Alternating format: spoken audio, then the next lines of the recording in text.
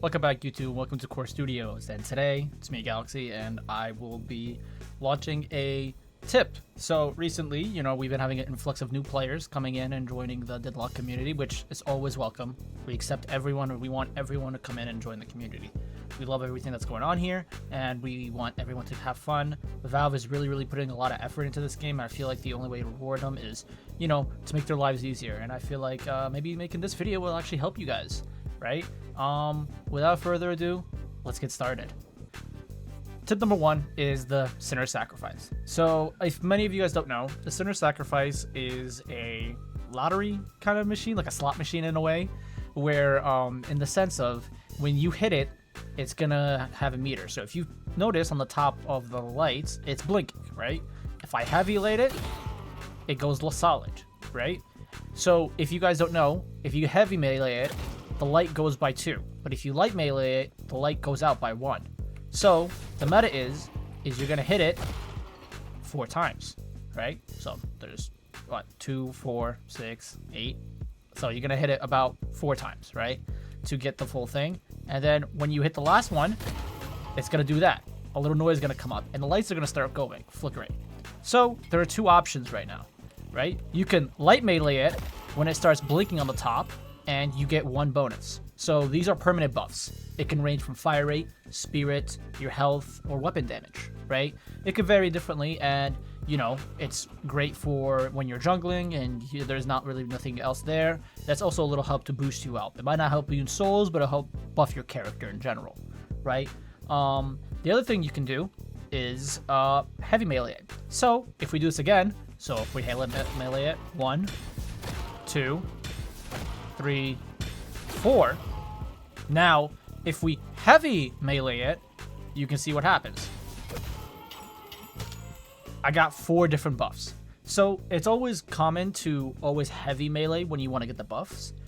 It's super important to understand that to really understand the game and to really try to be ahead of everyone else. And maybe it also helps with comeback. Maybe if you're behind a little bit, it might help boost your character a little bit to level up in laning phase or maybe late into the game, to always heavy melee. So now the thing is I want to teach everyone is the window to heavy melee is kind of small, right? I want to give everyone like a little tip on when to hit it. So when I want to hit it, right? If you notice on the top, right? And when I do hit it, right? The meter goes up a little bit, right? And when the meter goes up in a fully, it blinks a little bit. So there's a timing to it where you want to hit it.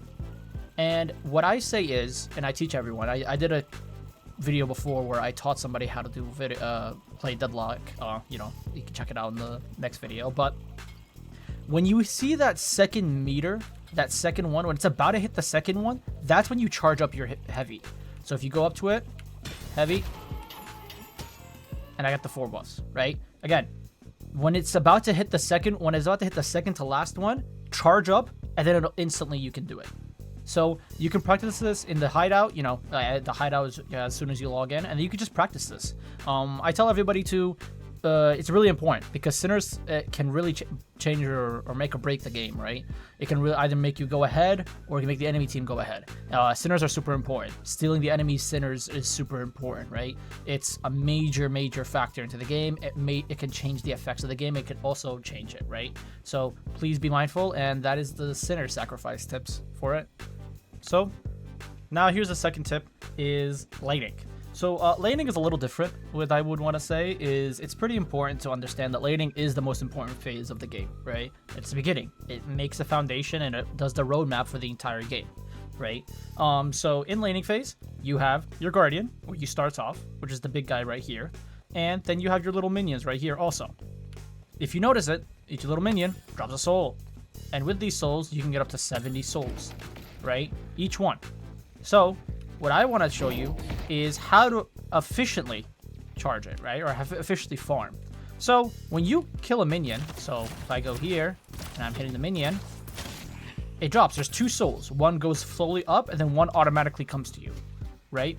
So the reason why it's so important for you to select these is because somebody can actually steal them.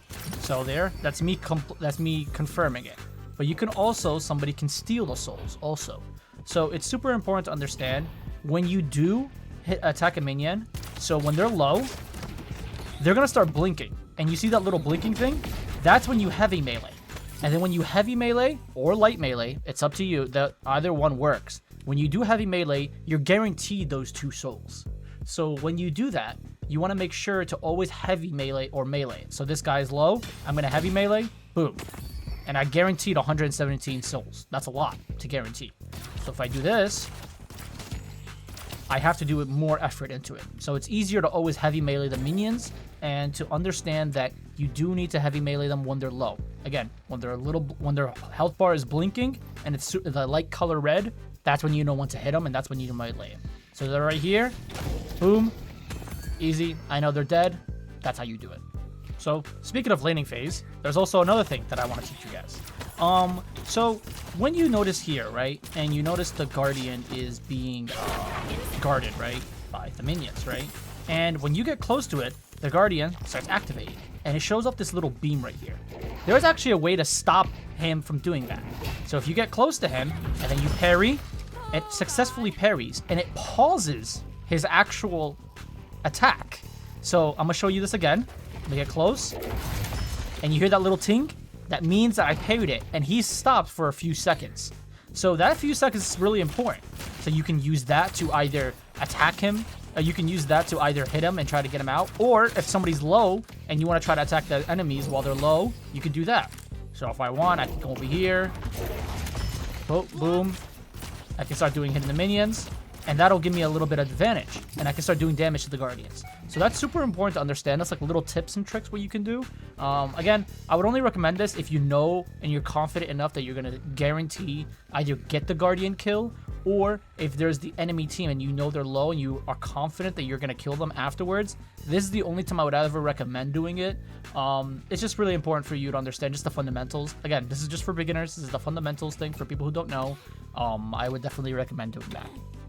So this next part is more items. So I know it can go overwhelming. So in case when you go to here, there's 3 different sections of the items. There's the weapons items, right? There's vitality, and then there's spirit. So this game is very unique in the way where you can build your character however you want. If I want to build Paige a full gun Paige, I can. If I want to build her survivability and support, I can. If I want to build her spirit and just spirit damage, I can. You know, it's very versatile kind of way to build your character, right? But I do want to understand that is just one part of the game. The one I want to talk about is the bottom right here. So if you notice, there's 3 different categories. There are 3 different bars, right? There's the weapons, the vitality, and spirit. Depending on which item you spend, it actually equates to your character's personal growth. So when I want to say, for example, right, I bought a few items. I bought a vitality, 2 vitality items, 2 spirit, and then I bought a weapons item, right? My bar actually corresponds with it. So I spent 800 on a weapons item, and my weapon damage got up by 7%. So because I spent a weapons item, I go up by 7%. And I bought 2 vitality items, which equates to 24 or 2.4k, right?